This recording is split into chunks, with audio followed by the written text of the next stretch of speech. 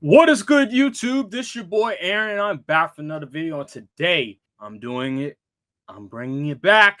Fraud watch list for 2025 NFL season. I have 4 players that are under surveillance. Now, if you want to know if we want to get down to the definition of what a fraud is, it is a person or thing intended to deceive others, typically by unjustifiably claiming or being created with accomplishments or qualities. When we look from a sports terminology, this is a player that had one good season, one and a half, maybe 2 good seasons, and then we haven't seen them be that same level ever since. And we're waiting for them to get back to that level. It can be because of circumstances, it can be because of injuries, but we still haven't seen that level of play yet for quite some time. That's what it means to be on the fraud watch list. That is the criteria. And so these players on this list are on the list because of that criteria alone. And without further ado, let's get to the list. Number 4 on my list is Calvin Ridley. Now, if you guys know the history when it comes to Calvin Ridley, I went off a limb and I said Calvin Ridley is going to be one of the 5 best receivers in 2023. Well, that didn't happen. And last year, it sure enough definitely didn't happen with the Tennessee Titans. Now, with Calvin Ridley, you can say, well, he hasn't had the best quarterback play. Fair enough. And here's my rebuttal to that. Okay, well, now you have Cam Ward, who seems like he's going to be an amazing football player. He is a rookie, but with Brian Callahan at the helm, and now you have a rookie quarterback, the number 1 pick, who is a playmaker, who's a guy that has been talking glowingly about Calvin Ridley. It seems like they're going to get him involved. And just going off of some of the reports I've seen during training camp, it seems like Cam Ward really likes targeting Calvin Ridley. So why is Calvin Ridley on the fraud watch list? Well, let me share my screen and show you guys what Calvin Ridley has done since his Falcons days. All right. So Calvin Ridley came into the league 800 yards, which is okay as a rookie. That's not too bad. You're playing alongside Julio Jones and you're a rookie and you're getting 800 yards. That's not bad. And he had 10 touchdowns. That's pretty good for a rookie. Year 2, still developing alongside Julio Jones. He had over 93 targets. He had 63 receptions. He had over 850 yards receiving and 7 touchdowns. Still not too bad, but we still want a little bit more. Matter of fact, I'll take that back. That's not bad. For year 2, that's still not bad playing alongside Julio Jones. Year 3 is where he took a major jump. Year 3, 2020, pandemic year, he had over 90 receptions. He had 1,300, nearly 1,400 receiving yards. He had 9 receiving touchdowns. This is outstanding. Yards per game, he was getting 90 per game.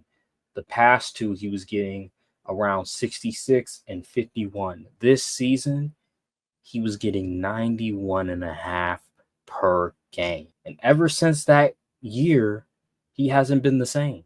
He hasn't had nearly the numbers. I'm not even going to count 2021 because he only played 5 games. I believe he may have gotten hurt that year. And then the gambling thing came out. He had to miss 2022. And then he went to Jacksonville. And yeah, he got 1,000 yards. But you have to remember, this is in 17 games. We're not in 16 games anymore. This is 17.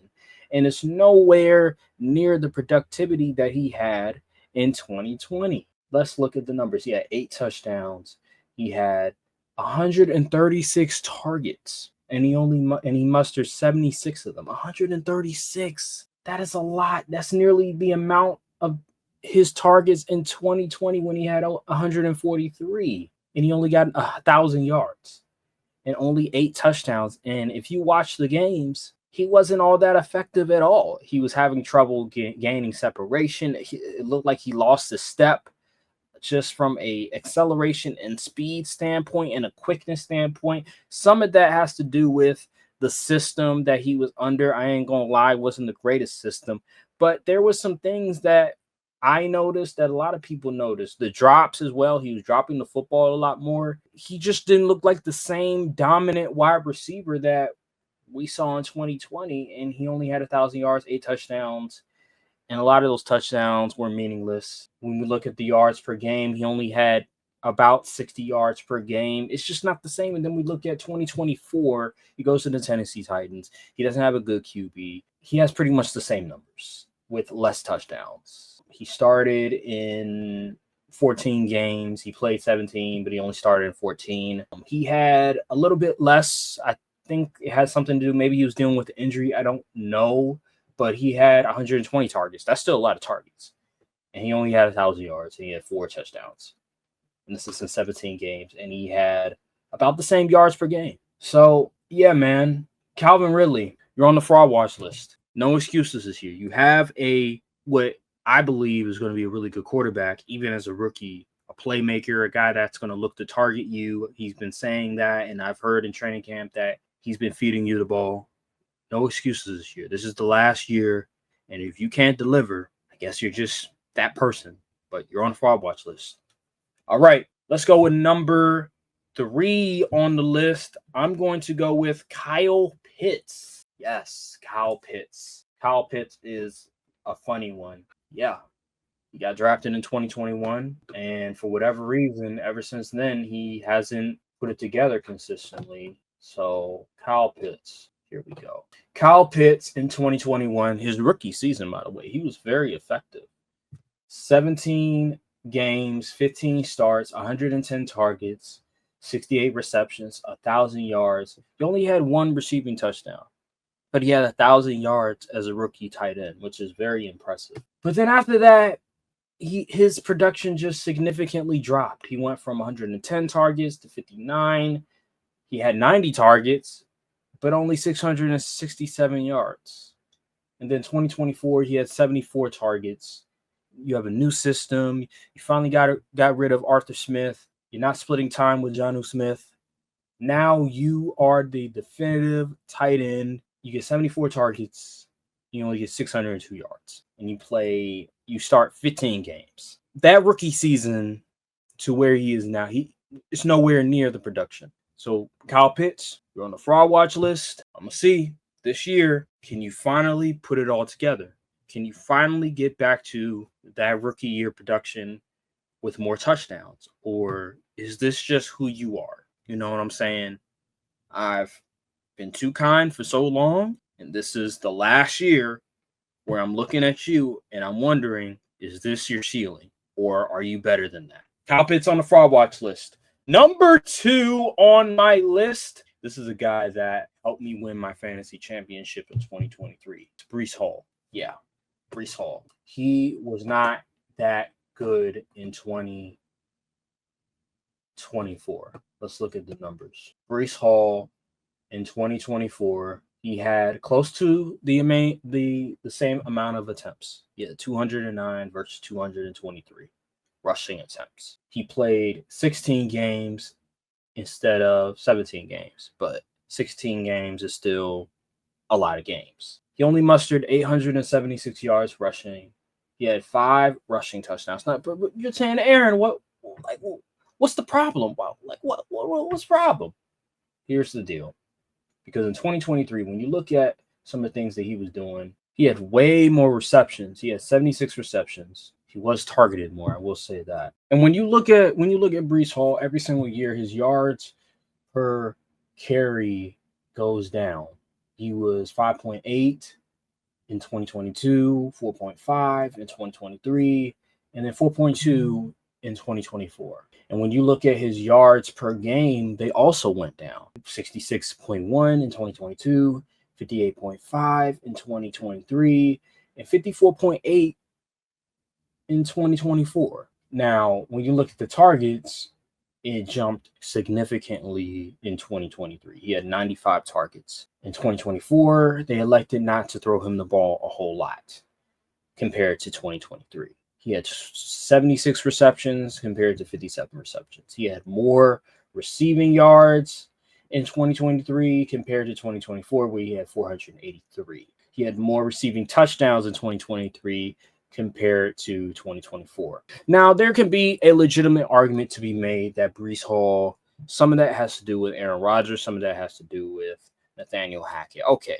by all means. But the production is still not what you want it to be for a guy that we thought was ascending. And all of a sudden now he plateaued. And then I'm also hearing that the Jets are potentially not going to re-sign him. So with that being said, Breece Hall, this is a major year for you. Are you your 2024 version, or are you a little bit of your 2022 and 2023 version? You're on the fraud watch list because I don't know. In 2023 and 2022, you were very productive in your yards per carry, in your receptions, in your receiving yards, in everything that you did. And yet, this past season, you weren't as productive as a runner, as a receiver, and they didn't value a whole lot in the offense as well. So you're on the fraud watch list. And number one, for me, it has to be Trevor Lawrence. Trevor Lawrence is number one on the fraud watch list. He's on his third head coach. The first head coach was an abomination. We all know Urban Meyer. But the excuses have to end now. You bring in an offensive-minded coach, a guy that did wonders for Baker Mayfield's career. Baker Mayfield by far had the best season of his career. He transformed that running game for the Buccaneers. They were one of the best running teams in the NFL last year. Now he's the coach of the Jacksonville Jaguars. And I tell you one thing, Trevor Lawrence, it's no more excuses. I get the offensive line isn't the greatest, but they've invested a little bit in offensive line.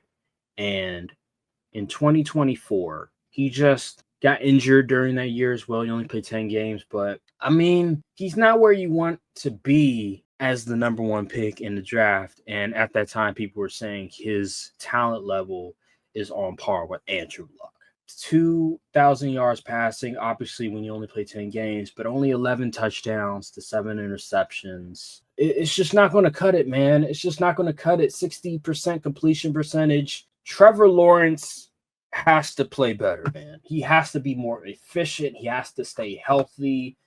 And he has to show us that he was worth that label as a generational quarterback. I haven't seen that from him. It looked like he was ascending to that path in 2022, I believe it was, where he was a Pro Bowler. If you remember, in 2022, he played 17 games, 9-8 record, 66% completion, 4,100 passing yards, 25 touchdowns to only 8 interceptions. It looked like he was ascending to one of the young rising star quarterbacks in our league. And then all of a sudden in 2023, in 2024, he just plummeted. Now, some of that could do with the offensive coordinator and then Doug Peterson as well, and then the offensive line. You can attribute that all you want to, but there's also the Trevor Lawrence factor in that he just wasn't being accurate enough. He just wasn't making enough plays for his team to win.